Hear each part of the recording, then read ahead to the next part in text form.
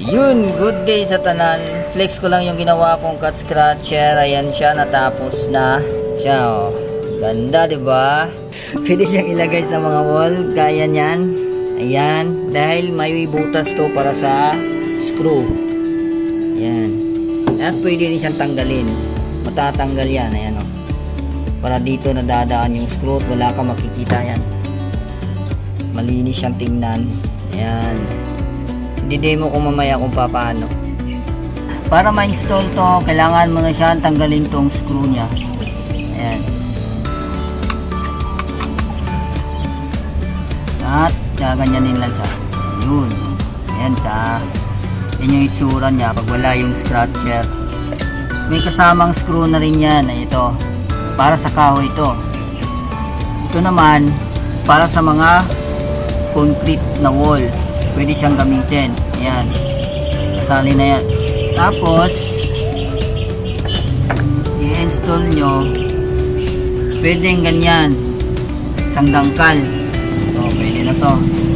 Tapos may butas na siya. Diretsyon mo na lang screw. Ayan. Tapos ito rin isa.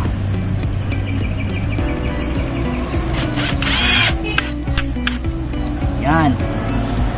Ano lang to ha? Sample lang to.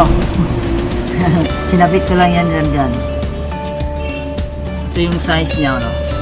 Nasa 9 cm. Yung haba naman niya nasa 26 cm. Tapos lalagyan nyo yan. Ikot lang. Then magsushoot yan siya sa butas niya. Yun. Tapos screwin nyo lang. Ayun o. Antayin nyo lang siya sa bawat sides niya.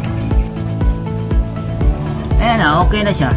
If ever masira na to sa harap, luluwagan lang natin. Ayan. Tapos sa baba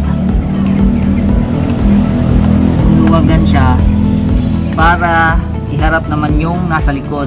Sa likod naman. Ayan. Ganyan lang. Ayan. Tapos, hihigpitan.